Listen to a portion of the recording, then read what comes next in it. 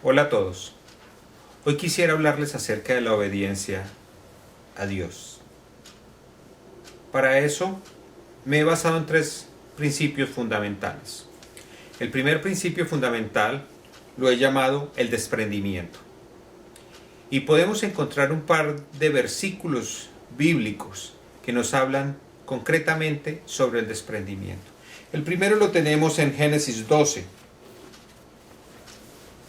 Génesis 12 nos dice: Pero Jehová había dicho a Abraham: Vete de tu tierra y de tu parentela y de la casa de tu padre a la tierra que te mostraré.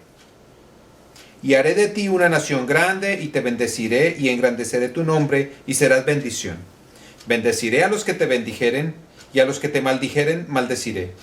Y serán benditas en ti todas las familias de la tierra. Y se fue Abraham como Jehová le dijo, y Lot fue con él. Y era Abraham de edad de 75 años cuando salió de Harán. La otra escritura que encontramos con respecto de la obediencia por desprendimiento la tenemos en Génesis 22, que dice: Aconteció después de estas cosas que probó Dios a Abraham y le dijo: Abraham, y él respondió: heme aquí. Y dijo: Toma ahora tu hijo, tu único Isaac, a quien amas, y vete a la tierra de Moriah, y ofrécelo allí en holocausto sobre uno de los montes que yo te diré. Y Abraham se levantó muy de mañana, y enalbardó su asno, y tomó consigo 2 siervos suyos, y a Isaac su hijo, y cortó leña para el holocausto, y se levantó, y fue al lugar que Dios le dijo. Podemos ver en estos pasajes de la Escritura cómo Abraham se desprendió de las cosas que amaba, cómo Abraham se desprendió de algo que era muy importante para él. Primeramente, dejar a su casa, su parentela, su padre y su madre, para ir en obediencia de Dios a un territorio desconocido para él. Segundo, el hijo de la promesa. Abraham se desprende del hijo de la promesa, no importándole que ya era de edad de 100 años cuando tuvo a Isaac, no importándole que su mamá era estéril, no importando nada de esto. Aún así, por obediencia, Abraham se desprende de las cosas que aparentemente cualquier hombre ama tremendamente en su vida, y solamente por una sola razón: por el amor que Abraham le tenía a Dios y por la completa confianza que Abraham tenía en Dios. Ese es el primer principio de la obediencia, el desprendimiento. El segundo fundamento de la obediencia lo he llamado la humildad.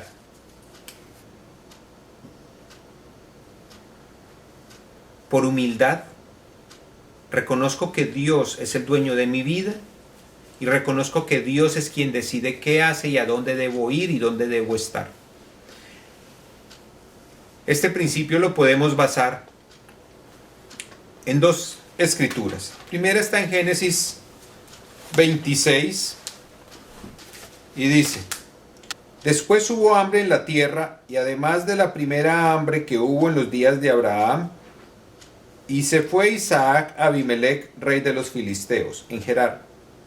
Y se le apareció Jehová y le dijo: No desciendas a Egipto, habita en la tierra que yo te diré.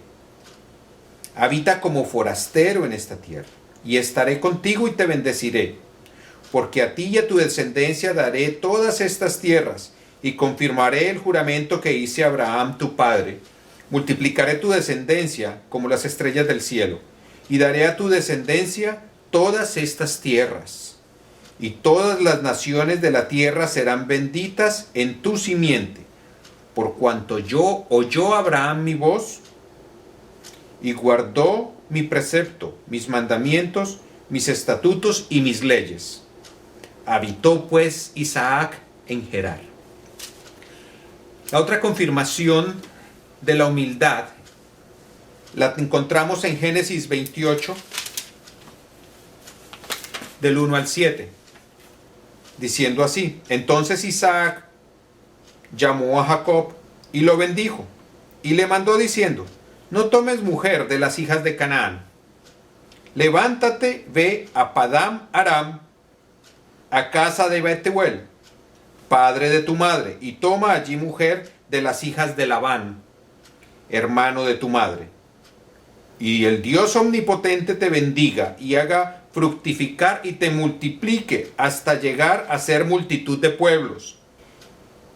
Y te dé la bendición de Abraham y a tu descendencia contigo, para que heredes la tierra en que moras, que Dios dio a Abraham.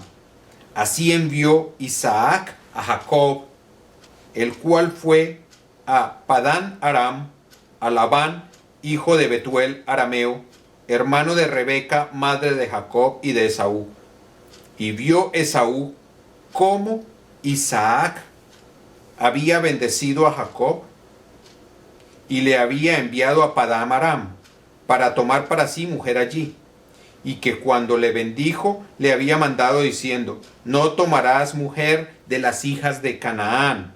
Y Jacob había obedecido a su padre y a su madre, y se había ido a Padán Aram. Encontramos allí que por un gesto de humildad, cada uno de estos dos personajes en las Escrituras dejan lo que tienen y en una actitud de humildad van al lugar que se les dice. Actuaron en obediencia por humildad, porque reconocieron la autoridad que estaba por encima de ellos. Primeramente la autoridad de Dios, y segundamente la autoridad del padre de Jacob, Isaac.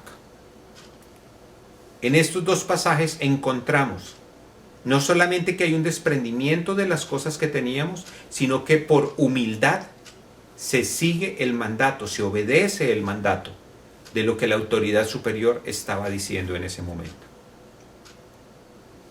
El tercer fundamento lo he titulado cumplimiento de toda justicia. La primera escritura en la que podemos encontrar el cumplimiento de toda justicia está en Mateo 3, del 13 al 17, y dice así: entonces Jesús vino a Galilea, a Juan al Jordán, para ser bautizado por él. Mas Juan se le oponía, diciendo: yo necesito ser bautizado por ti, ¿y tú vienes a mí?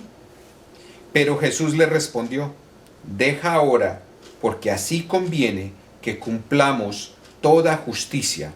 Entonces le dejó.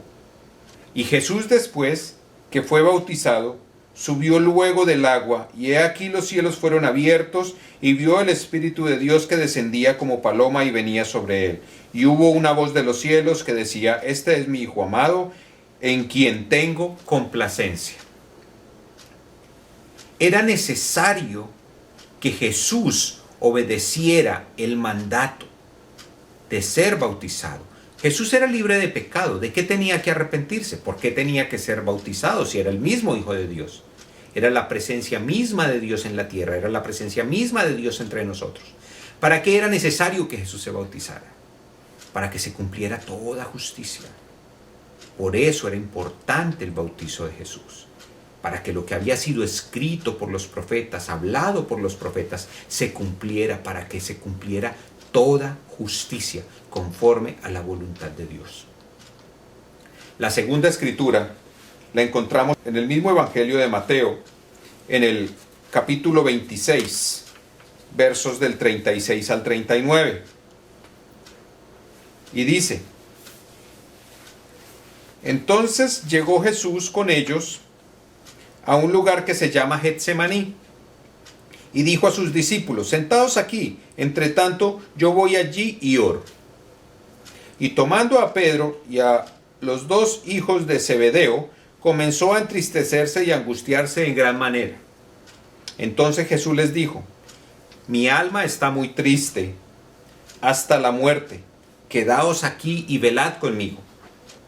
Yendo un poco adelante, se postró sobre su rostro y orando y diciendo: Padre mío, si es posible, pase de mí esta copa, pero no sea como yo quiero, sino como tú.